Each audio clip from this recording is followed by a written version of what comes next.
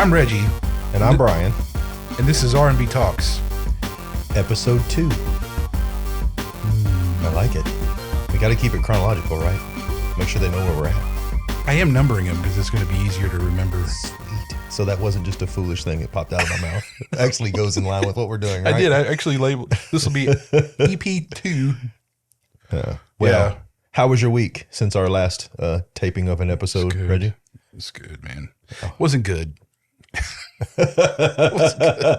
wasn't good. It's not bad. It's just like one of those things where you spend all week and it's just these convention meeting things where it's one more important guy after another important guy with their PowerPoint talking about their corner of the company and their universe. And I work for a very large corporation. It's global. So it gets, there's only like 2% of the whole thing that's even remotely related to anything I do. Fair enough. That was the worst part about sales conventions when I would go is I only needed to see about 5% of that convention. But I would spend hours upon hours, day after day, wandering through things I had no business wandering through, when really I was only there to do one specific thing in a sales convention, right? But you have to literally endure all of it. And I can imagine it would be worse if you're doing it by Zoom. Right. Because I found that there's a level of detachment with Zoom that happens, right? Because you're kind of in your own comfort zone. You're at home, you're in your chair. So it's even harder. It's even harder to focus for that super long period of time, right? Especially if it's not interesting to you. Well, I mean, look, there's a lot of it that I want to know because I want to know the company direction in the fiscal year coming up. I want to know what the sales plans are because that does affect my business and everything. I mean, there's a lot of things I want to know. But it gets wrapped up around all these things that everybody thinks is the most important thing in the whole entire universe. And that's how everybody presents everything is this is the most important thing that you'll ever sell. And the most, this is critical for the market ever, and, it's fine. It's just how corporate America works. It's like, they very much are, they hide as many blemishes and as many problems as possible. They sugarcoat everything for board members and for the stock prices. And I mean, and I'm not saying we're in trouble, right? That's not by far. My company is very well financially managed. They're very, very good at it, but it's just, I just don't like how some of it is just so fake. And it's just, this is, it's not how I am. And I feel like I can't be me in corporate America. Well, it's a culture thing, right? Yeah. I mean, it's, corporate America is rough because there's a lot of expectations attached to corporate America that are they're just not necessary, right? That's the best way I could see it. It's just not necessary. Well, there's a lot of stuff because it's like there's business tied to things. There's partnerships and relationships tied to things. There's agreements being made and everything else. So it's like there's a lot of things tied to it. And there's a lot of money tied to everything too. So, but it also, I mean, this does lead into what we're talking about. Doesn't it? It's like being a man. Being a man. A man. A man. Are you a man, Reggie? I'm a man. I think we're men. I don't think anybody's ever doubted I was a man. I don't think anybody's ever doubted I was a man either. Yeah, I don't think that's been a question. But I know a lot of confusion is out there with the younger people, for sure, about manhood. And the thing is, when I was looking around this week to see what was out there on manhood, because like in the Christian world, there's all kinds of different like conferences for men, and stuff like that. They go on all the time. Seems like here and there, fewer or later, but that could be just because I'm kind of disconnected going to school and everything. But all the Christian conferences are always like, let me tell you how terrible of a person you are. You are nothing. Rah! You must do better. You suck. Rah! That's usually what Christian men conferences are. Like, it's really not really not that way, but I don't know. I mean, I think some of them are good. I definitely think that some of them could definitely culture a better approach to how they talk to men about being men. But I think a lot of that too has to do with in what I've very recently, being in the last couple of days, come to deem the new Western church, which is very, very watered down.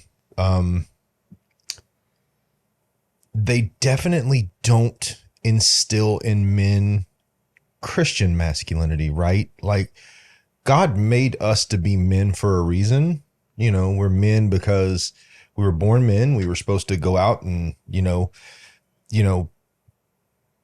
do what men do, lead our families, lead our communities. Before we say that, okay, if we can define what a man is, I think we're well on our way to success, rather than when Matt Walsh asked what a woman was, that never seems to get answered. But how would we define what a man is?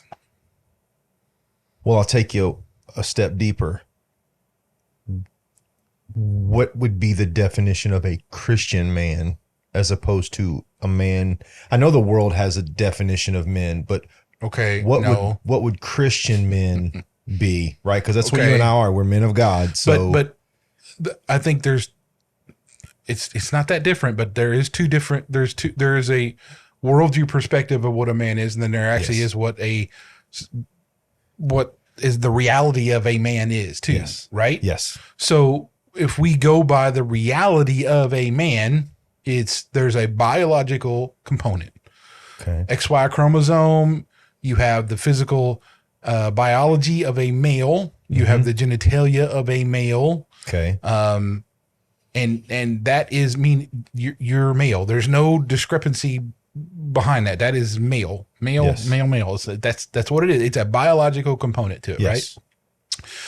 Man brings in other things, but what our modern weirdo, I don't even know what to call it anymore, but they want to tie everything, all this, to preference and this and that. But at the end of the day, there's two. There's female and male. Yes. Now, and as far as what men go, there are feminine men, meaning that they attribute, like, they're more emotional or something. Yeah, they right? have feminine attributes. Yeah. Okay. And there are more masculine females in that they have more masculine tendencies and that, but male and female. Okay. So the reality is that there's men and there's women. Yes. Now, I'm sure I'm going to be labeled something or other for saying that, but that's, again, whatever. The key thing here is that this is from, that gender dysphoria thing hasn't been taken out of the psychological research as a disorder. And that's what I see it as. Yeah. And I think that the motion to go there, I think we got to step back though, when we're talking about men, because I did some research. I have notes. Yeah. I think we both did a whole lot of research on this one. Yeah. I mean, so there was one, where was that one? I read this article. Okay. The Art of Manliness is the main site, and they did something called "Why Are We Conflicted About Manhood in the Modern Age?" Okay. And in that article, it was pretty cool how they, pre-civilization, they referenced the Maslow's hierarchy of needs. And what that really is like, you have at the top of if you imagine a pyramid, okay, they have this little section at the top is like spiritual, religious, philosophy kind of things. And then in the middle, you have two little bit wider sections that are procreation and provision.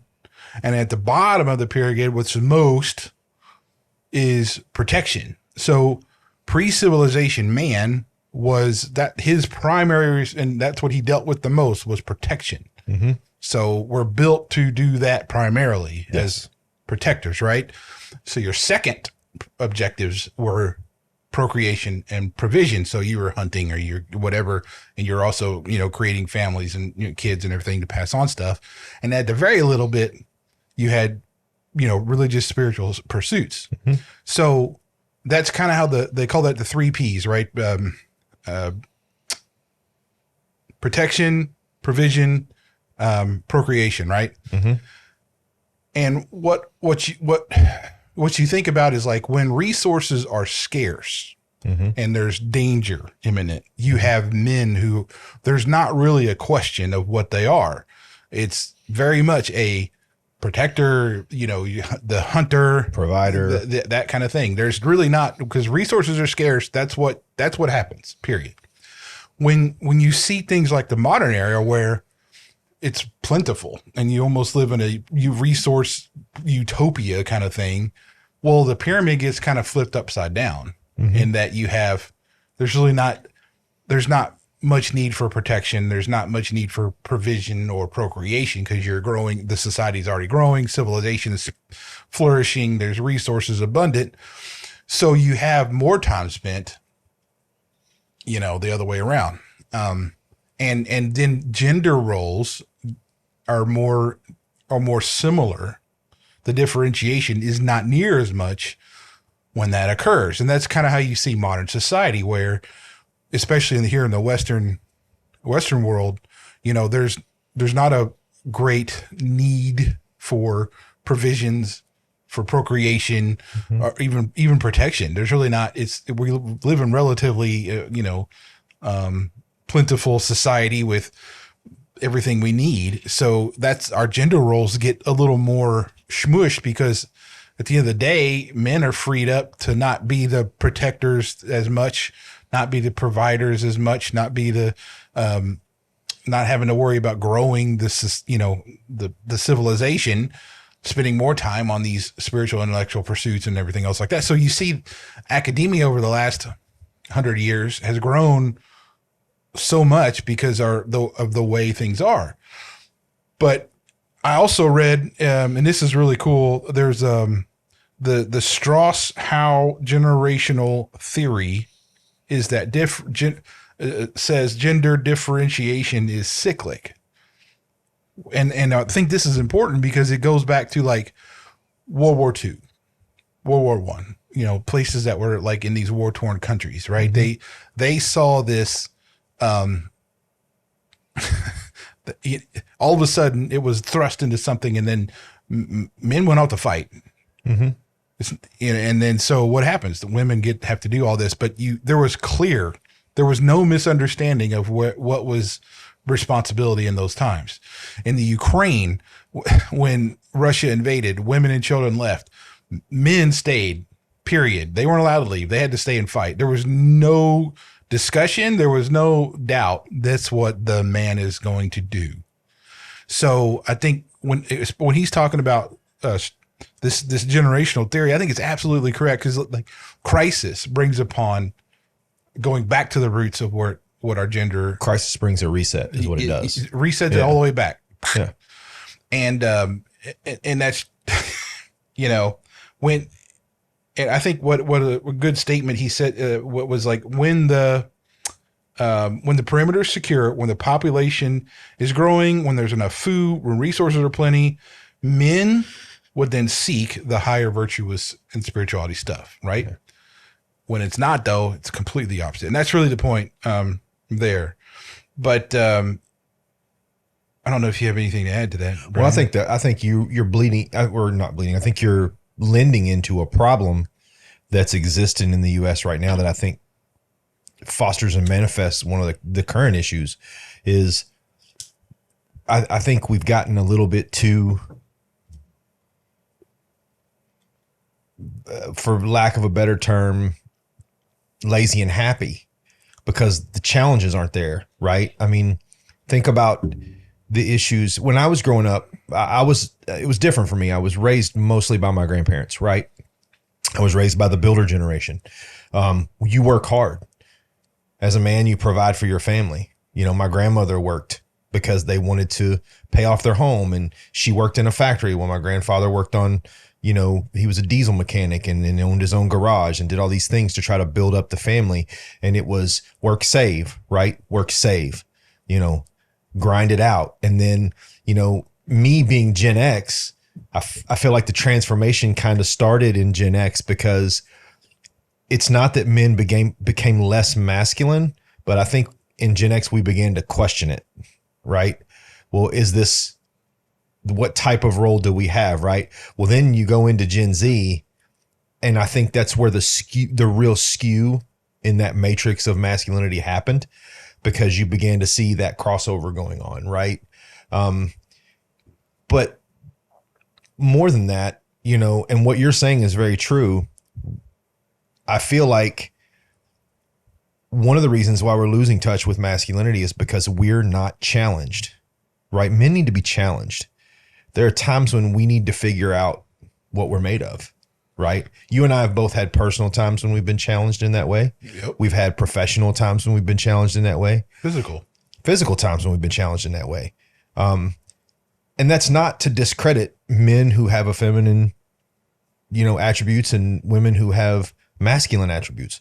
But what I'm saying is specifically for traditional roles, male and female, I feel like we're in this soft spot where we've just been on the cushion for so long that, and you know as well as I do, the worst thing you can do is allow yourself to soften to a point where you're influenced by your surroundings, because you really just kind of lost touch with what's going on in the world, right? And I think that has a lot to do and bleed in with a lot of this, you know, ambiguous, you know, again, you know, one of the things I loved about my grandfather was he was a very stoic man. He was always listening, right? He was always soaking in what was going on around him. The man never finished high school, but he was one of the most intelligent people I ever knew, because he learned very early in life, you need to listen. You need to hear and absorb. Okay. You know, that going back to because we kind of went off a little bit about define it. Hey, look, we're just talking. Yeah, we're just talking. Yeah. We're having a conversation. So I would say, but your grandfather was capable of protection, capable of providing, capable of procreating. Yeah. Right. And I think that's part of the definition of what it is to be a man. And you have genitalia, you're biological that way. You're able to protect, provide, those type of things. And I wouldn't necessarily say procreate is like the absolute none of that's really absolute necessary. I'll get to that in a second, but just think of it I would just say that I so resonated with, this came from two different places. You know, there's an undertone of violence, like there's a danger, I should say, with you as a man, that there's an underlying capability to unleash harm. Yeah. Okay. And I think me and you both talked about that from Jordan Peterson is the one who like said it the best. And I don't have his quote, but it was, there's no virtue in being a weak man. There's virtue in being a violent man who's in control. Yeah. Actually, it was in the Be Dangerous But Disciplined on the Jocko Willink podcast. Yeah. When Jordan was on there, that's where he talked about this in much more detail. One quote I did read when I heard it, I'm like, oh, I got to write that down. But Jordan said, there's nothing more dangerous than a weak man.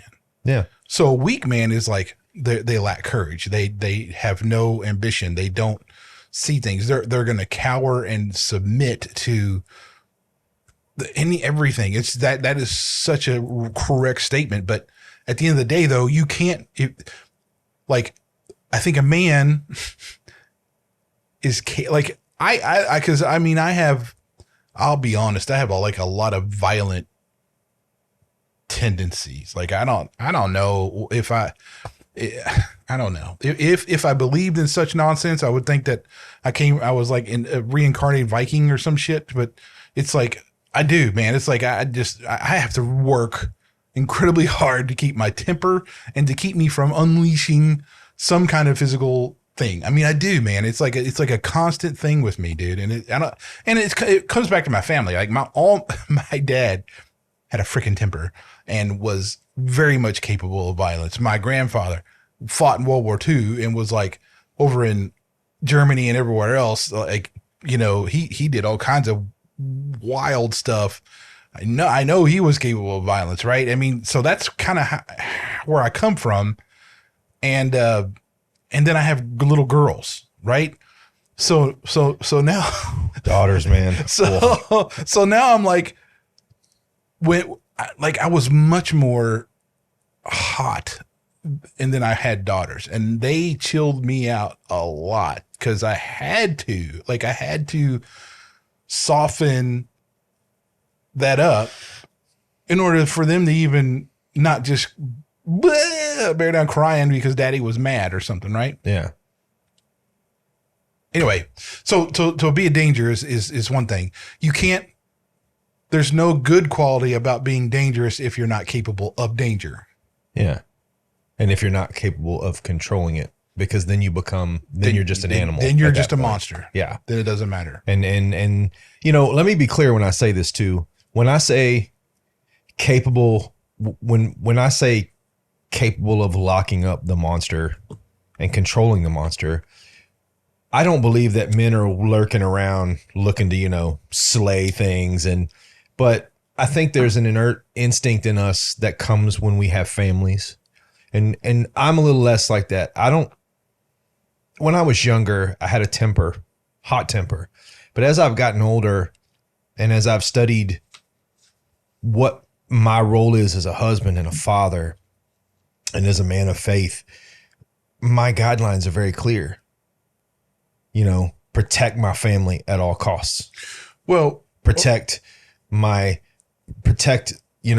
reputation, protect and as a man who, I don't think that part of you that gets upset, that triggers you, that causes you to have anger ever goes away. I just think we master, we have that little cage and we keep him in there and we take care of him, and we make sure that he's still strong enough that when we need to open the door and protect our families and stand up for what we believe and do those things, that we're willing to do so. And this leads into topic of discussion, toxic masculinity. Well, so, before we do that, okay, let me just say this on this one last touching on what we're just talking about. Okay. I want to be clear, right? That there are, and we live in a complex civilization in a society where there's many different ways to go about things. Yes. And so when I define a man as being dangerous or being able to do that, okay. But I recognize though, okay, that there are situations where the man would not necessarily be the sole breadwinner of the family. Yes. Where the man necessarily might not be he may not be able to protect. Maybe he's had an accident, maybe whatever. So I think in today's time where we see that, but I think the responsibility of those things still comes back to the man who should be the leader and the head of the household. Not an overbearing, not a tyrannical thing. If that works for him and his wife, fine. But I'm just saying that's, I just want to make that clear before we kind of scrap that off. I know. I have a friend, actually. We've been friends for a long time. We don't talk a whole lot anymore, but sometimes we reach out and go back and forth, usually over Facebook. He's a stay-at-home dad. His wife has an incredible job, making an incredible living, and he's made it his role to stay home and take care of his son and his daughter. And I admire the guy. He does an amazing job, right? He does fantastic at doing it. Would I say at all that he's not masculine? Absolutely not. I mean, the guy's built like a brick house. He takes care of himself physically. He's, raising kids in their to be strong Christian kids. There's always going to be a different set of circumstances, right? Yeah. Especially nowadays. And I can't say that if, you know, my wife came home and said, hey man, I've got this incredible opportunity to make this incredible living, but I would need you to stay at home and take care of our kids, that I wouldn't adopt that role, just because, you know, part of being a man is, you know, deciding where the biggest benefit for your family is, right? And sometimes that's going to be accepting a different role that's going to help your family down the road and help you build your life, right? Well, okay, but see, that's part of the definition of a man that I was going to get to, right? Yeah. Is there's a sacrificial nature to what makes a man. Yeah, for sure. Like the man is, again, and this is the more of a Christian perspective. Yeah, of course. But we will stand before God, and that's the one thing, not the one thing, but that is a big thing that we'll be responsible for, is our family. Yeah. The one that God gave us stewardship over while we were on this earth. That's what he's going to say. This is what you're held accountable for. Okay. So I think at the end of the day, as long as you take that responsibility and you know that you're the one who's got to stand up and say how you did, however that gets done is fine, as long as it's in the bounds of, like, you know, the morality of reality, you know? So yeah, I mean, but that also too, like, I think the physical thing, right? You know, for me, even, I'm not near the physical specimen I was 20 years ago. Mm-hmm.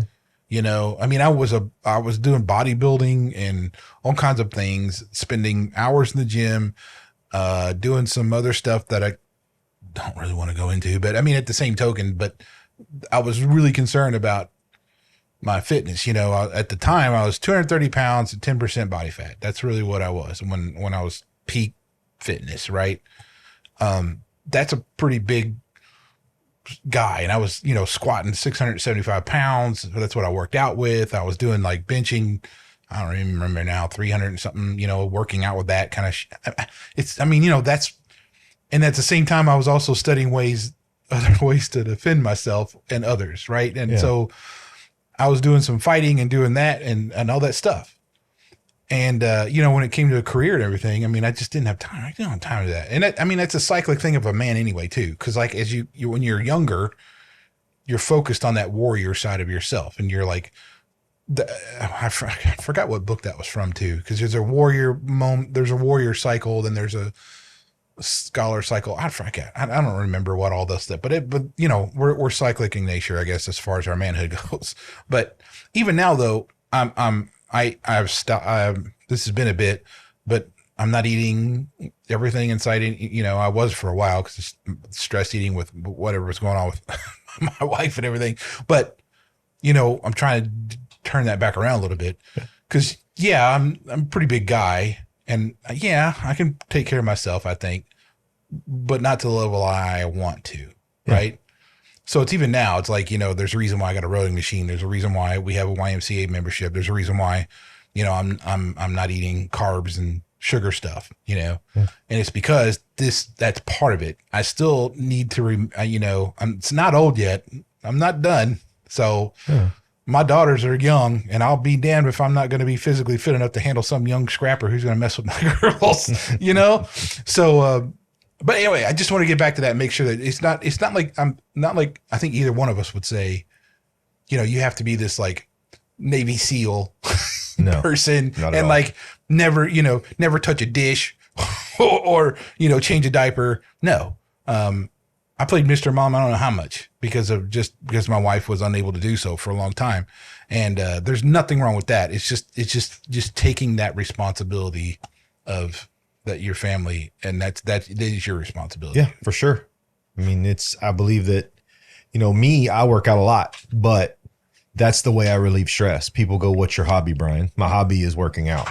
Like my hobby is, if you find me alone, I will be reading an American Medical Journal. I will be, you know, reading, you know, following some guys on YouTube that are fitness influencers, just because, you know, I'm always looking for something different. But, you know, I mean, the role of us is going to change immensely over the years. I mean, I look at the people that I grew up with and their roles when they were younger to now, I've seen so much change, but it's all good change, right? We're going to change. Change is inevitable. It's the one thing we can't stop. We're going to grow into different people. We're going to develop. Our worldview is going to change. That's the second throwback to episode 1, by the way. That's the second time you said worldview and I've said worldview. So we're equal. Buster is also enjoying our manliness conversation. Yeah. He's very much he is. He's a manly dog. He's very. But anyway, all right. So toxic. Okay, so toxic masculinity. All right, so I'm going to bust a myth right now. There is no such thing as toxic masculine or toxic feminine. There are toxic people, period. Now I know, right? So let me start off, right? Okay, so mind blown. So now don't get me wrong. Are there toxic traits in men that I disagree with? I went to a website called The Aurorand, which is a feminist website, and I looked up what they considered the traits of toxically masculine men. Some I agreed with. For example, sexual violence, physical abuse of women. Those are for sure. But I don't think those are exclusively to men. I think anyone can be sexually violent or aggressive, right? Yes.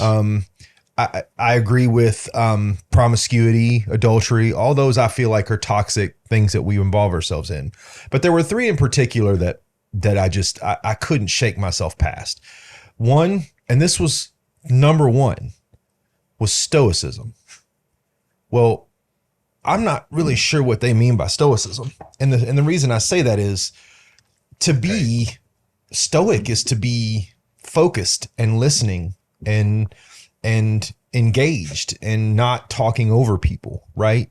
To me, that's what stoic is. Let's see. Stoic. Go ahead. Keep going. And then the second one that shocked me was not having outbursts of emotion regularly. There are just people that just naturally aren't emotional people, right? Like there's some people that, my grandfather, I've seen him cry twice in my entire life. And I've known him since the day of birth. The first time I saw him cry was when my grandmother died. That was at age 77. When his father died, he didn't cry. But when my grandmother passed away, he cried. And I respected him for it. And then when his oldest son died, he cried then. But other than that, my grandfather was never, ever one for emotion. And it wasn't and it wasn't something that we expected, right? We understood who he was, right? And we understood that he cared about us and loved us. He fed us. He took care of us. He put a roof over our head. He was there for us when our times of need, right? And then here's the third one that I just don't understand. And maybe you can break this down for me.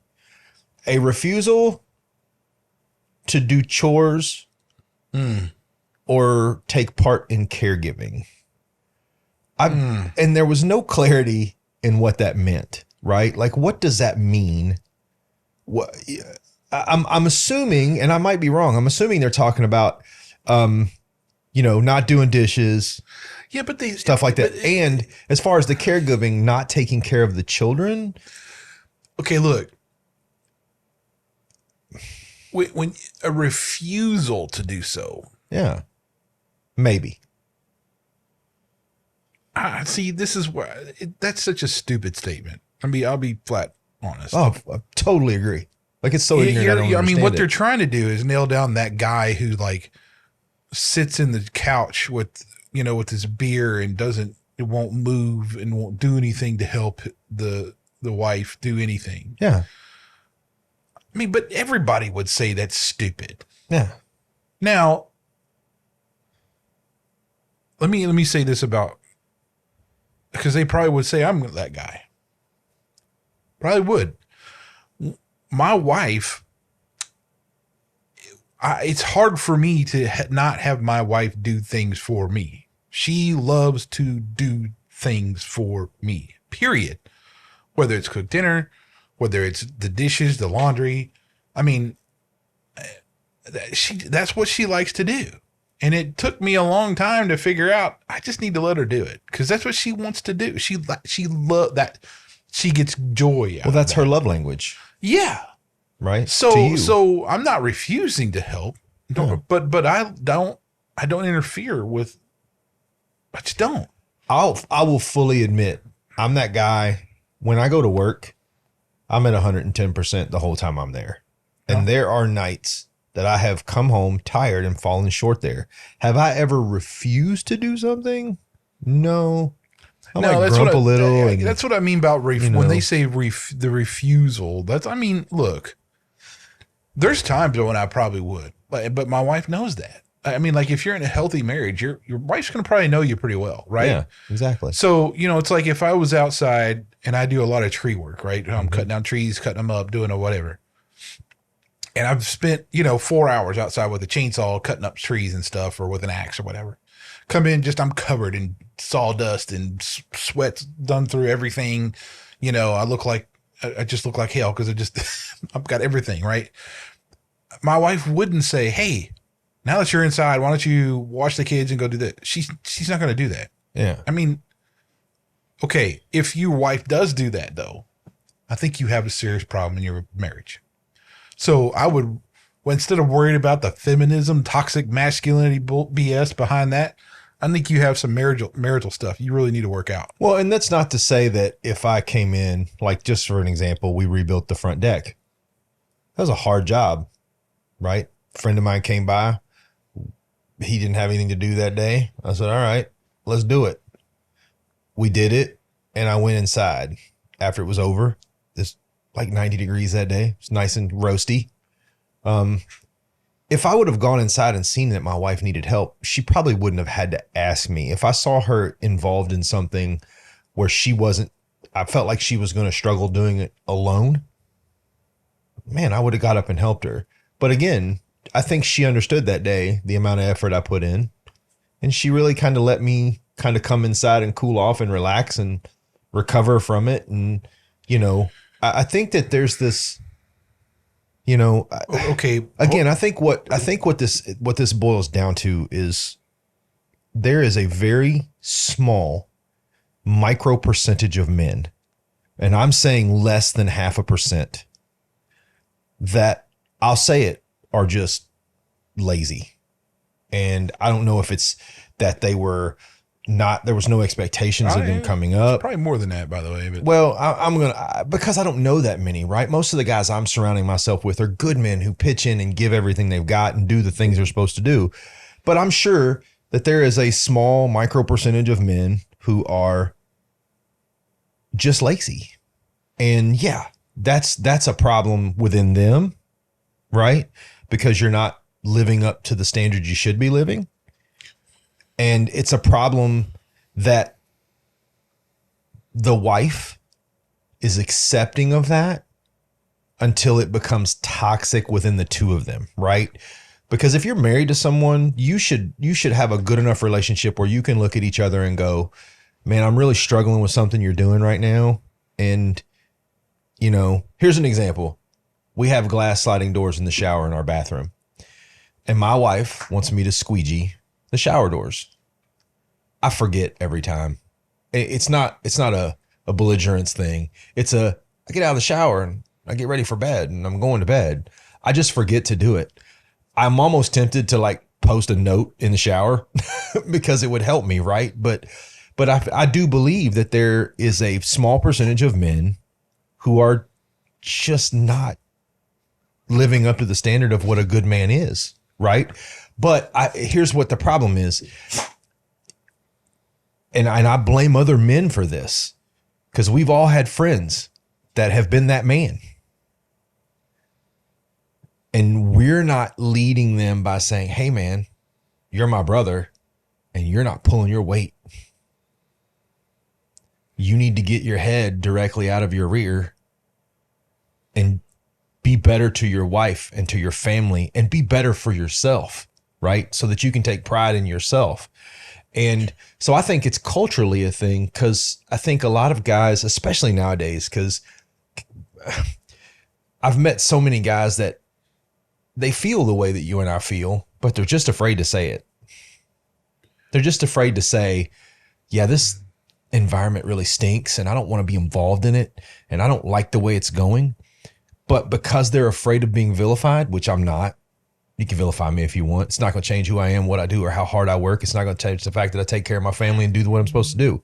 But I believe that part of the fail in masculinity in general is that brother to brother, we're not calling these men out. Well, I would say so, but also, Buster is a very he's excited, needy it's okay. animal. It's okay. The thing is, for me, man, it's like you can't sit there and go equal, male, female, equal, and then say, well, but you need to help with all this stuff or do this. So you're saying you're not capable of doing that on your own? You need a man to help you with chores and stuff? Is that what you're saying? That's kind of that just sounds stupid. If you're saying you're equal, then you're equal. Then why do you need any man's help to do anything? So, I mean, that's what I would say to all that stuff. Well, yeah. Now, I don't agree with anything equality thing because I think that's not where has life ever been equal? It's kind of silly. But I would say that, it's up to the couple to figure out the balance between those two. Yeah. And I think it's part of we've talked to several people, right, that were going to get married or whatever. Mm-hmm. And then I was like, did you have a conversation about like, what roles you're going to be, who's going to fill this, all this stuff. Did you have any? Oh no, we haven't. And you're getting married like in a week? Yeah, we'll just figure it out. I'm like, brother, you got to figure this out now. You got to lay out some ground rules before you get in a lasting relationship. Make sure that there's because I said, everybody has those non-negotiables. And you got to make sure that, some of these non-negotiables can be silly. It's like, hey, you won't ever, I don't know. Well, squeegee the shower. Like if you don't ever squeegee the shower, that's a non-negotiable. That's grounds for divorce kind of shit. Yeah.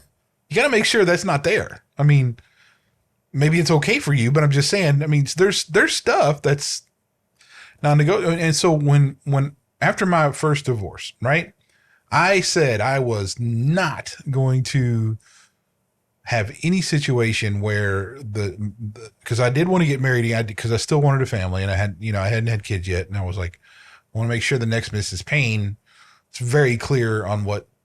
And so I was very direct and, I met a lot of different women and it ended really short because I had non-negotiables. If you can't do any of this, then this ain't going to work. We're not going to go any farther, period. Period. Well, I'm on the opposite end of that spectrum. When Julie and I got married, we had been together, 6-7 years before we got married. But I don't remember us ever having a conversation about expectations. And I think that's probably part of why we struggled a little bit in the beginning, because I don't think either one of us actually knew what to expect from the other. Yeah. It was kind of this feeling around the dark, right? Like it was not, and we struggled with some things. Like I openly admit we struggled with a lot of things in the beginning because I just don't think, if I look back now, people go, Brian, would you change anything? Yeah, we would have that conversation where maybe it would have been easier on us in the beginning for what we were going through, but I believe that, again, we live in a society of emotion, not reality. So a lot of people run off and get married on emotion. Well, I love him, so I'm going to marry him. I love her, so I'm going to marry her. Well, I'll be the first one to tell you that love is not a feeling. Love is a choice. I wake up every morning and I choose to love my wife. And I do love my wife. And I there's not another human being on the planet I'd want to be anywhere near. But it's just a very, we live in this feeling society, right? And, well, and I think that goes to the stoicism. Yeah. Right. And so I want to look it up just to see what the crap, nowadays, the Merriam-Webster, buddy, one apparently or professedly indifferent to pleasure or pain. Mm-hmm.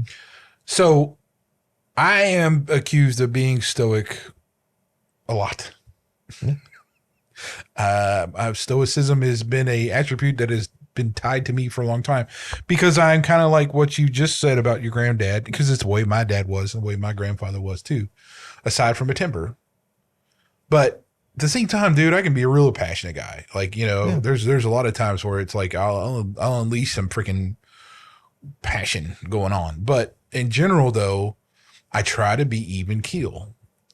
I don't want to be like this. I don't want to be, and I'll actually get to this in a minute, but there's a protection. I want to protect my calm. Yeah. Protect my peace. Protect your peace, my friend. That's it. I protect my peace too. But anyway, so yeah, I would agree. There's not a toxic masculinity in general. It's such a, it's just nonsense. Yeah, there is some toxicity in society, but we're going to say toxicity is way different than what people who use that are say, because toxic to me is when you make men feel lesser because of them being a man. Toxicity to me is your attacking of a traditional wife, a housewife, or whatever you want to call them, and you attack that with venom because you assume and you make all these judges that that's a toxic relationship. Why are you accepting of this and this? That's toxic to me. It's toxic to me to not to like push career over family to women. That's toxic to me, you know? So for me, toxicity is different than what they're going to say. Toxic masculinity to me is the coward who sits behind his video games or whatever, lives in his mom's basement until he's like 40 and doesn't really care and doesn't do anything, doesn't contribute to society, whatever. That's toxic. Who's sitting on the social media as a keyboard warrior and that's all he does. That's toxic. So for me, that's what toxic masculinity is. Not anything like they're going to define it. Again, for me, it's not even a concept. And the reason that I do not accept the phrase toxic masculinity is there are just toxic people, right? I don't believe that's what I mean. There's no toxic femininity. There's no toxic masculinity. There's just toxic people. And again, I think in our current society, our current culture warriors are looking for buzzwords. There's a lot of times you put two words together and they sound really good, but they don't really carry meaning, right? It's like, I've known many a toxic mother. I've known many a toxic father. I've known many a toxic brother and sister, but I've never looked at one of them and gone, you're just toxically masculine. No, you're just a toxic person. You're just vile. You have issues and you need to address those issues, right? You're so for me, I reject that whole premise of toxic masculinity or femininity for that matter. There's just toxic people. And the problem is we look to complicate things where they don't need to be complicated, right? Toxicity is complication enough, right? That's enough complication. Now you want to put a gender identity on it as if just running into a toxic person isn't enough of a problem. Now we want to tack on femininity, masculinity. It doesn't make any sense. It's this need for a buzzword to make impact for something that we really ought to just call what it is. Yeah. Right. Yeah. And again, we have current, I like to call them, bandwagon jumpers who are looking for a term to back up the decision that they make. Well, great. That term has no meaning, So for me,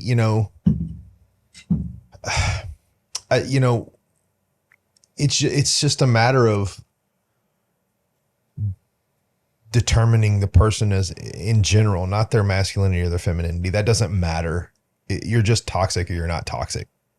one or the other, right? Yeah. And there are some people, you know, and to make it even more finite, unfortunately, there are some people that have a toxic trait, right? You may not have, there's many a person I've met that in the general sense, they're a good person, but they have a toxic trait that interferes at times. Sure. Some people are toxic across the board, right? But, you know, they're just toxic, man. A game that we should play when somebody's watching this is whenever you use the word toxic, they drink. No, I'm sorry. They'd be alcoholic before the name. Dude. This video. No. Let's not start. A lot. Let's not start some new TikTok trend. Come on, man. I'm just kidding, man. You know? So there's a couple other things I think.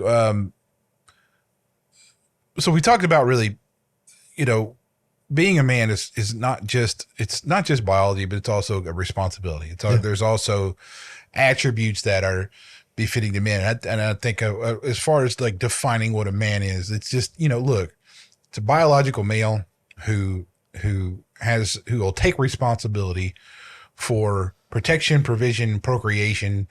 You know, he's responsible for that.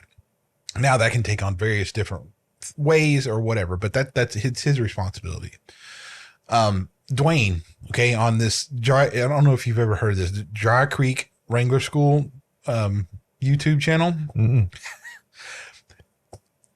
He is calm. The dude's very calm, but he talks, he has a lot of things that he says, and I really like how he presents information, what he says. And he actually did one about a man, right? And he had 5 pieces of advice that he said he would give to a man, right?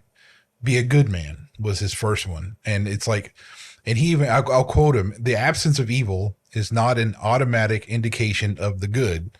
And what he meant by that is be a good man is not just you aren't a murderer, you aren't this, you aren't that, but you're actually doing positive things for the community, for your family. You know, there's positive things you're doing. That's what he meant by be a good man. You're not just somebody who isn't the bad stuff. You're somebody who's doing the good stuff too. Yeah.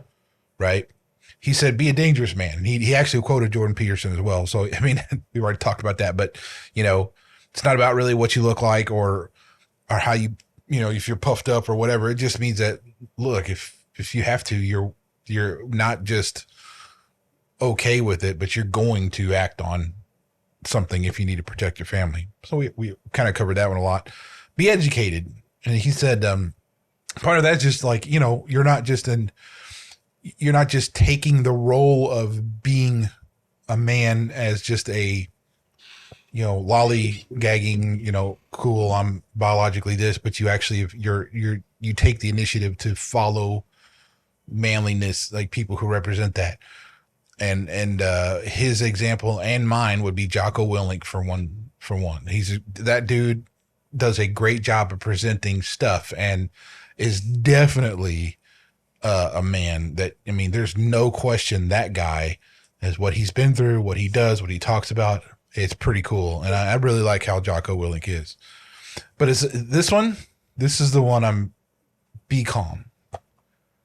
And that brings that stoic crap. Just yeah, because you have to guard it. And not that he said this, but from my viewpoint, you can't handle things correctly or interpret things correctly or even see reality correctly when you're on the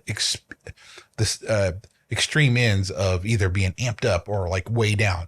I mean, it doesn't work. You're kind of sidetracked from this, like amped up or being way down. Right. I mean, I know people who are bipolar, and man, if they're swing or other, man, forget it. It ain't going to happen. They're not going to even remember what you talked about, but yeah, your perception of the world, the way you react to things, your observational skills, everything is centered around calm.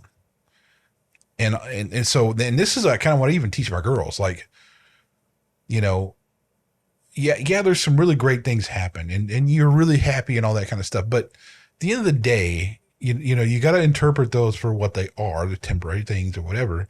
It's best to just be calm and be appreciative, be grateful, celebrate, but celebrate and not over. So like, don't exceed what is there. Right. Yeah. And I know for like, when we're having this conversation, it's not like I'm always like this. We're sitting here and talking. No, I mean, sometimes I'm like really happy and I'm laughing and getting it up. Obviously we have to, but but in general, it's very important to me that I keep calm, and even when I get stressed out, there's things I do to help enhance my calm. Well, pipe smoking, I'll sit down and have a nice scotch or a beer or something and just chill out, whatever the case may be. I'll do something, but protecting your calm. And the last one he said was be wise. And wisdom is, man, that's a lifelong pursuit. He said the same thing. Actually, Dwayne said it's a lifelong, and there's no way I would disagree with that, but he gave a great example though. He was like, it's knowledge to know that a tomato is a fruit and not a vegetable. Mm-hmm. It's wisdom when you don't put it in a fruit salad. Yep. That's actually perfect. Isn't it? That's so I was perfect. like, dude, that's you so hit perfect. the nail on the head. And I was like, crap, that's good, dude. So I copied it. But Dwayne, you the man. Well, I want to touch on those last three, because those last three have been huge for me in the last 5 years. One is educate yourself. I have no problem in telling people that, well, you said in your introduction, I got my GED, I got all that. But one of the things that I've started to do is, how can I possibly pour wisdom into my family if I don't educate myself to gain that wisdom first and foremost? So I think a lot of guys are stuck in this, well, I am who I am, and that's how I'm built. No, that's not actually how we're built. God built us with brains and hearts and desire to be better than we are. We tampen that desire with our will to want to stay where we are, which we all know our will has failed, right? So I encourage all men, and get out of your comfort zone too. Listen to other people, talk to people who aren't in the same wheelhouse as you are. I love conversation with people who disagree with me, because it educates me better as to where I need to be, or maybe a better way I can approach a disagreement, right? You never know where someone's mind's at. Get into books you wouldn't normally read, right? I read a book, Green Lights, by Matthew McConaughey. I wanted to read it because I was like, well, maybe. It's actually there's a lot of wisdom in that book. And he's an interesting character. Anyway. He is a very interesting cat. And it educated me on a perspective that I'd never seen before. And that's what I'm searching for at this point in life. Protect your calm. There's a specific about that. We need to be able to be self-aware and we need to be able to self-assess. And over the last couple of years, I struggled with that a little bit. I'd get out of sorts. I'd have a long week. I'd be tired. I'd overworked myself. And you get easily frustrated when you're exhausted. Yep. And I had to really go back and start to check that, right? And get control of that. So that's been something that I've done. And I would really encourage men, be able to self-assess, right? Be able to look objectively at your behavior and at your path and say, this probably isn't, if you doubt it in your mind and you're looking at it objectively, you're probably right for doubting it, right? Let me add to that. One critical thing about calm is understanding that what is really a big deal. Yeah. Like what really is important. Yeah. If you kind of interpret reality and you like, whether that's someone cuts you off or whatever, is that really, are you really going to let that interfere with your being? Yeah, for sure. And I told my stepson this. I said, that action, whatever it may be, doesn't have any power unless you give it to it. Yeah. So if you let it, whatever it may be, your job, situation, an accident, whatever, it has no power over you if you don't allow it to. Yeah. And that's part of protecting your calm. Yeah. I mean, you know, and I think that's exactly what you're talking about. If you're really exhausted from a week. Yeah. Well, I mean, okay, so what? Yeah. Big You'll deal. Be all right. Yeah. It'll be okay. You'll be fine. Right. Dust off, bro. You'll be good. And the last one is be wise. Now here's, I think, where most men miss the mark. And I want to give a shout out to some, you know, Andrew and a lot of other people that I've surrounded myself. I've learned to surround myself with wise counsel, right? We tend to want to surround ourselves with people that agree with us. I've learned that that's not necessarily always the right decision, right? Yeah. So I want to surround myself with wise counsel, wise people who have lived in a lot of situations that I haven't lived in, have been through some of the situations I have been through and have a different perspective on it, because I find that allows me to approach not only having wisdom to give, but determining what is wise within myself to give to someone else, right?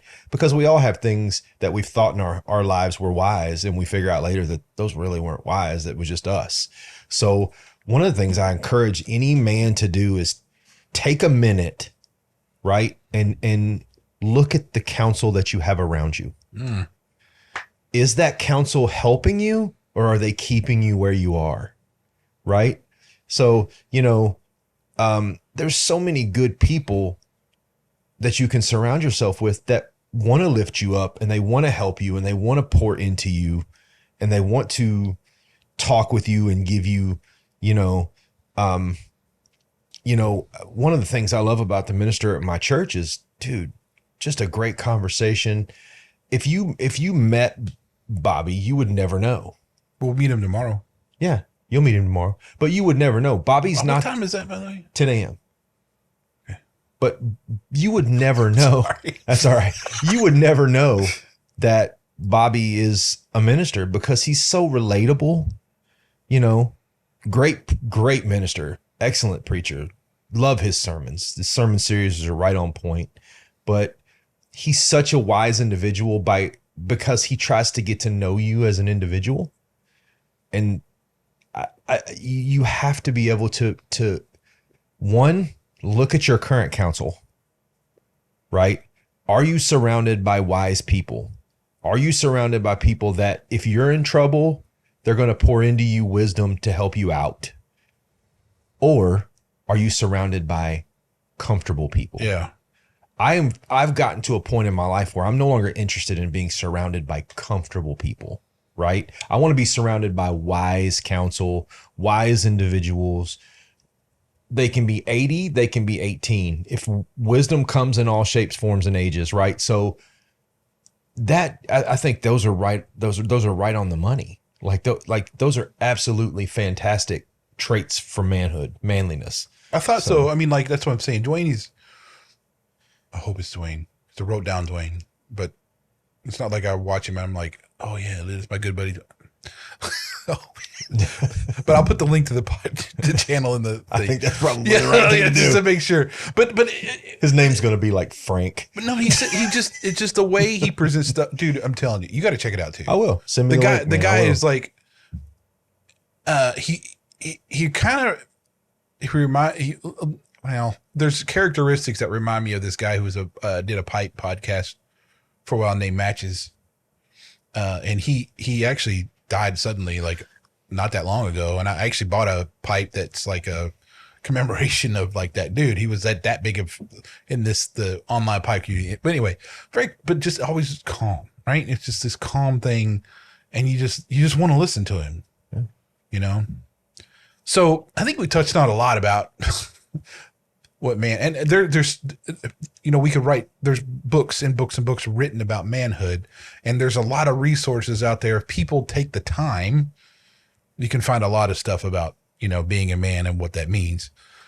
For us, though, I thought it would be a good thing to kind of see some of the biblical references and these are only a little bit, because we got to keep in mind for a Christian, the Bible is rife with manhood and stuff like that. I mean, there's a reason why he creates man first.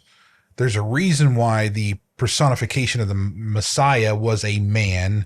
There's a reason why the biblical characters are men. Yet there are so many, and this is what's kind of controversial at the time of most of the Bible writing. There's so many women that played a huge role in the path of, the biblical story. So we got to keep that in mind too. And part of I think part of what the secular feminism stuff doesn't understand is that the biblical idea of a man includes the adoration and the protection and the loving of a wife, like Christ loves the church. And they cannot understand it unless you know what that is huge. It's very simple. Christ bled for the church. Yes. Not just bled. But before you do that, let's read about what Paul gives 6 virtues that men of God should pursue. Let's go. Righteousness, godliness, because we, after all, are made in his image. Faith, love, steadfastness, and gentleness. 6. Now, I challenge anyone, anywhere, at any time, to read those 6 virtues and tell me how any one single one of those virtues could be considered toxic. Yeah. Well, and it's even more important when you realize when he wrote that and where he was. We could take that so far, because those words, in the way the culture was, the way it has so much to do with what he's saying, and it's really important. It's critical. So, and I don't want to, we don't have time to really get into all that, but I think it's more important to kind of just give some brief snippets of what the Bible says. Mm-hmm. So I'll go with, the one that I like a lot is in 1 Corinthians 13, where it says in verse 11, when I was a child, I used to speak like a child, think like a child, reason like a child. When I became a man, I did away with childish things. So, eventually this points to a man has to grow up, has to man up. Absolutely. Cannot just be a boy. He has to be a man. Now, I think some of the older, more traditional Christian views would be against gaming and certain things. And I am nowhere near that, because I do it myself, because I find it enjoyable, and I have not been compelled by any kind of thought that, I'm doing something right now childish. No, because I'm hanging out. There's so many young people I meet that, I may not say I'm, this Bible beating, cross back Christian dude, Jesus freak, but I am. And when I'm playing with these guys you think I'm not making some kind of impact just by being there? Yeah. No, that's not true. And look, so there's that. One more, and I think this is because you did say from the 1 Timothy, right? So the other one is be strong and courageous. Do not be afraid or tremble.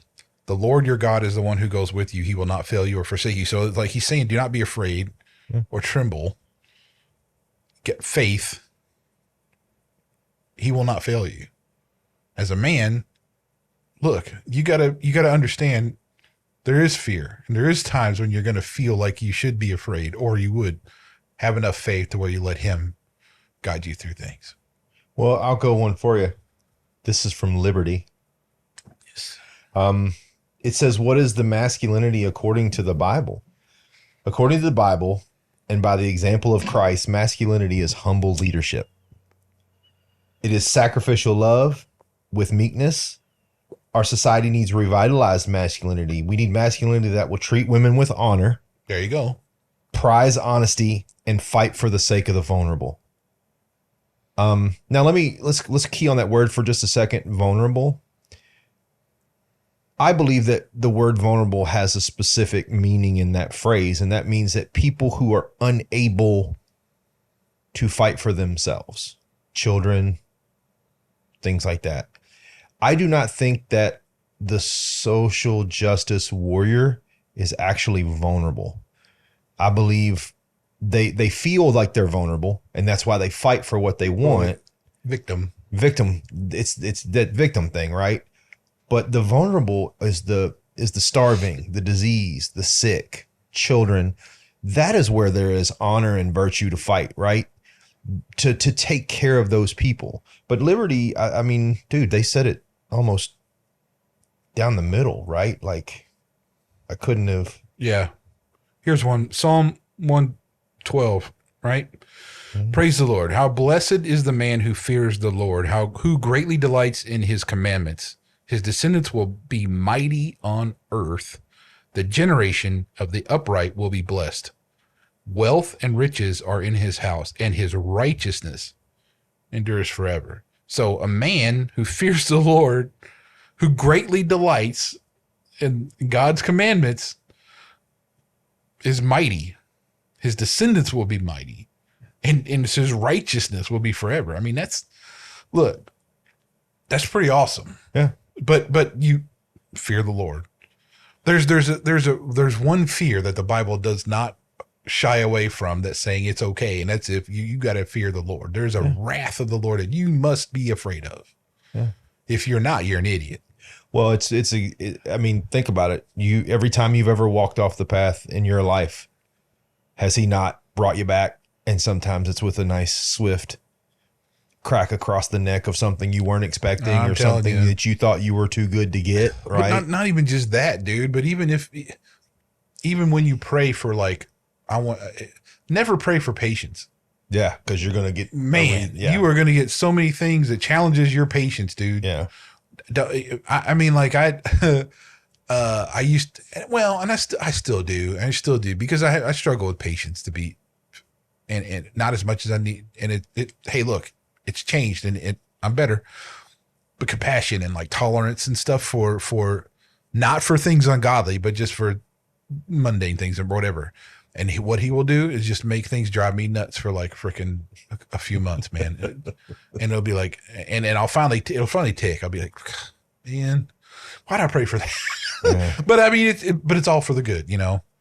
And we can't forget the one that we've already talked about is when we talked about how a brother against brother, man, we need to be there's a right way to call out our brothers about, look, yeah, you fallen. Call them out in love. Yeah. I mean, like, you're not going to go, dude, you suck, man. Well, sometimes, I mean, because you probably would, because there's a lot of times when that might work with me. Well, yeah. Well, but on top of that though, I think part of that too is you got to recognize your brother, right? You and I have known each other well enough that if one of us got way off track, I don't think either one of us are going to have a problem saying, hey dude, pull your weight. But that's also, that also comes in mind the church. Yeah. That's what the church is for. It's for like-minded men to get together. Like, we live life together enough to where it's not a weird thing when somebody goes, dude, that stuff you're doing, you sure that's really the right path, you know? Yeah. And that's Proverbs, man. Proverbs 27:17, iron sharpens iron. Yes, sir. So one man sharpens another. And look, and this has been said many times at I don't know how many different men's conferences, but it bears to say it now just because it's a really good visual. When iron sharpens iron, if you want to think about it, is that pleasant? Is that like at any way like a soft thing? No. There's sparks. It's loud. It's very much. If that's a hard, violent thing. Now, I'm not saying that we should like beat each other to death over some stuff, but I mean, the thing is that we need to be chiseled sometimes. Yeah. We got to be knocked down. Sometimes that edge we got to sharpen that up because maybe it's got way too many dings in it. That thing needs to be sharpened. Yeah. And sometimes that takes more than just a, hey, brother, you need to. Sometimes you got to get knocked down a few pages, man. Yeah. Well, I mean, it's very. I think that's part of it too. Is I think a lot of times we're afraid to call out our brother, right? We're afraid. Well, he's my friend. If I do this, will he? And let me be clear about something. I want to be clear about this. I take the word friendship very seriously. Well, I think we all should. Well, but I know a lot of people that don't. Yeah, they use it a lot. Yeah, I get you. For me, you have to. I'll say it, and this may sound terrible, but you have to be of a certain caliber for me to call you friend, right? Because that means that I have to respect who you are, what you stand for, where you're going. Now, does that mean that acquaintances over time can't become friends as they change and are no. But if we're friends, I should expect you to rebuke me when I'm doing something ridiculous, right? Or when I'm making bad decisions. You should be literally willing to look at me and go, no, that's not okay, man. Because if you're my friend, then you love me enough to make sure that I'm not being self-destructive. And I'll be honest with you, there have been people in my life that I've had to let go because of destructive behaviors, because of damaging behaviors. And is that pleasant? No. But I went to them because I thought they were friends. And I told them, hey, what you're doing is not right. What you're doing is dangerous for you. It's dangerous for your family. And they rebuke me for coming to them one-on-one, and they don't change and they continue to go in that direction. So there's a point where you have to kind of just let go and be like, all right, I've done what I'm supposed to do.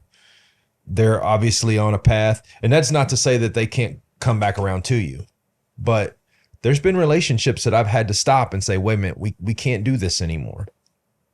I agree. I've done the same thing. So, I mean, but yeah, I think you're right. I think you're absolutely right. Well, here's another one, dude, that actually goes along with that. And in 1 Corinthians 16:13, be on the alert. So we're always supposed to watch out, stand firm in the faith, act like men, be strong. Let all that you do be done in love. Iron sharpens iron. So one man sharpens another. Let all you do be done in love, right? So Look, we should be aware. And I think that it's important for any Christian man to kind of be understood that your identity as a image bearer man, a head of a leader, a spiritual guide to your family and your community should be under attack. Yeah. We should always be alert and be aware that, man, the forces aren't just staying still and watching you grow and be positive. They're going to act on that, and they're going to try. And that's what you have to be alert for. Well, I mean, I think when we let down our guard, that's when we're most vulnerable, when we don't see the things that we want to see, because we stop paying attention, right? All right, one more. Let's say, give me some more. Titus 2:6. Likewise, urge the young men to be sensible. In all things, show yourself to be an example of good deeds with purity in doctrine, dignified, sound in speech, which is beyond reproach, so that the opponent will be put to shame, having nothing bad to say about us. I mean, and I look at that as like some of the debates that I've watched in something. And I mean, I think that anybody who's doing that well is doing that is exemplifying that particular one, but also the leader of the male church, like the men's group of the church or whatever, should really, really kind of keep that on the top of their head, right? Because it's not, you got to encourage the young men. It's so critical for, and we know this because we were both teenagers, but man, those are freaking heinous years anyway. Yeah. And the worst. You have to have some examples of men there for those critical years to see. And you're going to screw that up, and you're going to be all kinds of different ways. But at the end of the day, like if you have examples of true men and those are there, it makes such a big difference. And it doesn't seem like that at the time. But later on it does, and that's critical. It's in our churches too. It's not just your dad. It's not just your grandpa. It's not just that. The men in your church play a key role in the young people there. Yeah, for sure. I can tell you my oldest son is getting baptized tomorrow, and I'm hyper proud. But he has such incredible role models within the church. These men in the church they're giving and they're generous and they're godly men, and I'm just grateful for it. But here's something. I'll read you something, man, that's cool. I just found this, and this is from daveandbrace.com, which is just kind of a news and report kind of website. But they interviewed 10,000 women. And here are the top traits that women prize in men. And I'm going to go ahead and tell you, spoiler alert, they're all traits of masculinity. Confidence, independence, responsibility, honesty, purpose, kindness, generosity, courage, and spirituality. Now, let's take a hard look at what that reads, right? This is where I think the disconnect is in society, because the small percentage yells so loud everybody pays attention. But the majority of people majority of women looking at men want almost every single trait that's portrayed in the Bible. So confidence, honesty, purpose, kindness, generosity, courage, spirituality. I can't really, it's one and the same, right? But I think this goes back to, no matter what people say, there is a God-shaped hole in people. Well, yeah, sure. And a lot of what we have and a lot of what people want pours from there. And they want a mate that helps them fill that spot, right? And I think that's attached to the fact that we are spiritual and we are godly people, born and bred in the image of him, right? So it's very telling to me that those two jive, because I believe that there is an expectation of men. And I believe that expectation, whether they realize it or not, comes from that place in themselves that's searching for that kinship with another person. Well, right? Where I don't remember where it is. There's a specific place where I think it was Paul who says God has made himself known in everyone. Like there's a place in everyone that God's there. Yeah. I mean, I shouldn't say that, but it's like at the core, somewhere in there, God's existence is apparent. Mm-hmm. Everybody knows it, and deep down, maybe even to the likes of the most hardened atheist or whatever. That there's something in there that signifies that. Yeah. So yeah, I would say that there's something innate with. And this goes back to absolutes, dude. There's absolutes, man. I mean, the whole relativism thing and the whole be your best self and whatever makes you happy is cool. No, there's absolutes. That doesn't work any other way. Well, when left to our own devices, if we're left to just do what makes us happy, we'll destroy ourselves. So, I think for me, I try to. I'm so focused on being the example of a man that my daughters should be looking for eventually, right? And I'm kind of afraid for, and whatever it is, 15 years or something, 20 years, whatever 40, 45, 50. I just don't know what the state of man was going to be, but I'm hoping that cyclic generational cycle kind of thing, you know, not that I want a crisis to happen or anything, but I mean, you know, there is a need, and there is a definite place for men.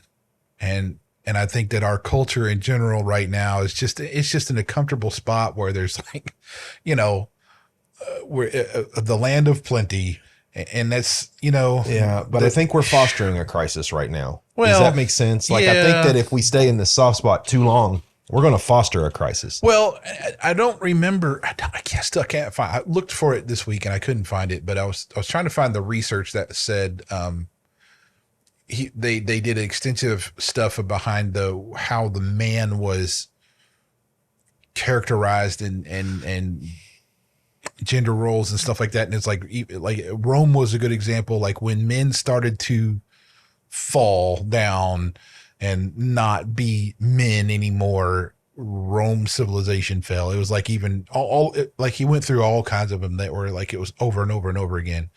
And it's a definite sign of civilization when men are being attacked or you know, trying to be lessened or whatever. But at the end of the day, I guess the message I would have to anybody watching this is that, you know, men are needed, and there's, you know, and even if you look at just the occupational functions right now of things, bricklayers, plumbers, electricians, framers, concrete workers, you know, mechanics, all these, there's so many occupations where 90-something% are male, that if you just said all of a sudden, well, we don't need men anymore. Well, no, the whole society would collapse, because there's so many things that men do every single day to keep everything running. It would just collapse, you know? I mean, that's really the key here. And I think women in general should be, man, I adore women, and especially like women like my wife, who just, she sacrifices and is such a selfless individual that is just so exemplification of such an exemplification of servitude. It's unreal. And there's no way. I mean, like, I'm like, I can't, she whoops me when it comes to that stuff. Right. I mean, and she would say the same thing about me, which I find absurd. Like, cause I'm just like, there's no way, you know. I would just encourage everybody to this. Look, whatever society says, you got to look farther than the keyboard warriors that are pounding on that don't really do much other than pound on a keyboard in social media. There's a reason why I don't even partake in social media stuff. I just don't. I don't get on social media. I don't do that crap. I look at Instagram because they have like a lot of pipes and stuff, you know, that I look at, because there's a lot of these, like Paul's pipes right here. This guy made this. I found him on Instagram, and they are such beautiful pieces of craftsmanship that are extremely well made. And he's just one man shop. I like to support those guys more than some of the factories. Not that I think the factories are bad or anything, because I have plenty of well, you know this, I have like 100, I don't know how many pipes in the more pipes than any one man will ever need. But there is, though. I mean, like, I look at that, and I just won't. I tried to, and I was really frustrated and I was irritated. And I started looking at humanity in a different way, because people on the social media platforms it's like almost like an anonymous type of thing where you can just type whatever you want and there's no retribution for your idiocy, you know? So yeah. I just don't do it. I choose to have more real encounters with people, conversations, man. Yeah. And lead people here. I mean, not to say that we're not going to be on social media, because we are. I am currently working on Facebook and Instagram, but, you know, I don't mind. I like having debate. That's the reason why I'm an apologetics specialist at Liberty University, because love to argue, man. And and that's great. But I just like to do that more in a place where there's substance and there's like more intellectual pursuits behind it rather than just some emotional outburst because I said something that was contrary to the, opinion of the culture. Well, I also think that people need to take into consideration that culture in the terms of, secular culture is fading, because what we're screaming and hollering about right now, in 2 years, we'll be screaming and hollering about something different. I believe that the only thing I would encourage from men is to, educate yourself and look at the overarching ebb and flow of our culture over the last 50 years and realize that, let's take it back to, we'll go to as far back as the 60s and the hippie revolution and the counterculture revolution. And then we're going into the 70s with disco and free love. And then you go into the 80s where we really had our first encounter with, the battles of sexuality. And then going into the 90s where we became more, I feel like the 90s was more of a, just kind of a love and, rock and roll, for lack of a better term. And then into the 2000s, there has been a single steadfast through all of those cultural waves, and that is God. While all of those things have come here and then gone here and vanished from our vision and from our purview, God has remained. The one consistent going through the middle, right? And I encourage people, I'm well aware that I'm not going to convince anybody to believe what I believe. It's not my job to make them believe. It's my job to plant a seed, and it's God's job to grow that seed. But if you want to look at this from an educational perspective, look at the last 50 to 60 years of culture. And it has been a literal roller coaster, top to bottom, from every extreme going to one or the other. But the one consistent going through the middle has been God, the church. Now, granted, has that taken on different forms? Yes, absolutely. But it's still the consistent. Well, let's just go a little bit farther. Just say that from a Christian man perspective, don't be afraid to be countercultural. Yeah. Especially with your children. Yeah. And raising them with that mindset. That's okay. And a matter of fact, it's absolutely necessary. And you're not alone. That's the thing. Like, I think a lot of there's a push to like isolate, certain people. And, we saw during the COVID stuff with all the lockdowns and everything else. Look, you're not alone. You're never alone. And especially for you men out there, you're not.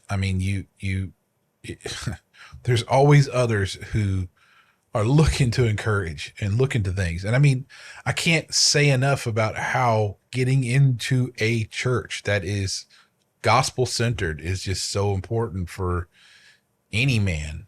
And it's not really just about your growth or your stuff either. You can influence others, and you can support others too. Like, and people, guys our age, especially, like we're in that prime period where we're not the flock anymore. We're the shepherds. Yeah. That's where we're at. And we're not experts about anything, but we certainly know what it is to be a man. Yeah. We certainly know what it is to follow the way that Jesus taught. We certainly know that. And so psychologically though, and psychiatrically and all that stuff, no, of course we can't do that. There's many other resources out there that you can go to. And in a world where we live in now, where information is like just so abundant, there is no reason why somebody can't get the information they seek. Right. And that's the key. Look, just don't be afraid. You're not alone. There are other men out there who are, we're not kowtowing. We're not sheep. We're not going to allow something to affect our families. Yeah. We're very much. We're going to defend our position. Yeah. I mean, that's it. Well, and I encourage also, as tempting as it is, don't run away from the world. Run into it, man. You're not going to affect any change by isolating, and I'm not saying go out there and, again, I talked about this, I don't want put away your bullhorn, put away your, wood covered Bible that you're whacking people over the head with, and get into the world and get to know people and let them get to know you. Let them know that you're a source of wisdom and you're an alternative to what they may be thinking manlyhood is right now. Go out and just be in the world. Christ did not hang out with rich folks. He hung out with prostitutes and lepers and all of the different things that were existent counterculture. And he showed them love. He showed them forgiveness. He showed them, patience and kindness, where we should be. Right. So absolutely, Reggie. I think you pretty much, dude, you brought the ultimate factoids out, man. You threw the Bible out there. Brought the sauce. I'm digging it. You brought the sauce. You brought the sauce. I brought the steak, but you brought the sizzle. I mean, look, because I think we've talked about this before. Look, men need to be held up. Yep. And men need to be respected and acknowledge that, hey, we're men. And some of us, we ain't going to let just all this nonsense go. There's no. I watched today a gentleman in the UK who broke in and interrupted the drag queen reading hour to the kids. And these were little kids. And he took it upon himself to go in there and break it up. Now, it wasn't violent, nothing like that, but he showed up. And I applaud that guy. Yeah. And there's stuff in our community that we need to be aware of. Now, we fortunately live in a part of the country that is not as dialed into all that stuff. Yes, I agree. And there's a reason why we're not. It'll probably never happen here because we don't have this part of the country anyway doesn't swing that. We just won't, because it's there's a lot of Christian people here. There's a lot of men here, a lot of farmers and ranchers and good old boys abound. Yeah. And I'm grateful for that. Well, I'm grateful for the capability that we have still at our age, our advanced age. I'm just kidding. Our age to still have examples in front of us. Yeah. Right. Like for me, I don't ever want to walk away from having an example of what, being a good man is. Right. Like I don't want those examples to ever go away. And I just hope and I pray a lot that I'm allowed to become that example. And I struggle. I'm just like anybody else, man. I have my struggles every day. Every day I struggle with certain things. But I'm always looking for a way to become educated and wise and to pass that on and to be calm and to be calm, but, and again, I know we're probably coming close to the end, but I want to reiterate something that I want to reiterate always. I encourage anyone that wants to talk with me to talk with me. I am not ever going to turn off the student's mentality, right? It's never going to happen for me. So if you want to have a conversation with me and you want to tell me about your views and you want to tell me about why you believe what you believe and you want to talk to me about why I believe what I believe, I welcome that conversation. I don't ever want discourse to go away, right? So, again, if you want to have a yelling match or screaming match, you're not going to take my calm.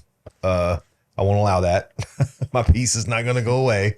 But I encourage you, reach out. Let's talk. Let's have a conversation. Let's be who we're supposed to be, right? Not who we're influenced to be by culture, but who we're supposed to be. Just two people who are trying to get to know each other and trying to find out what the ins and outs of each other is and how we can help each other. So we want to thank our special guest, Buster. Yeah. Thank our special guest, Buster. He just needs some love. You know, he's just sitting here digging it. I want to first, and you know, I want to go ahead and do something. I want to thank Reggie. He makes me delicious coffee. He allows me to say the word toxic 614 times in a row. But most of all, Reggie's been patient enough to help me get this together, man. I felt this as part of something that we needed to do for a very long time. I've watched culture overtake a lot of aspects of the world, and I wanted to stand up, and my brother Reggie over here wants to stand up with me, and I couldn't do this without him. So thank you, Reggie. and just understand this is the tip of the iceberg for stuff like that. I mean, there's so much to say, but just in general, we wanted to make sure we got a vision, just something about manhood out there, just for what we could say.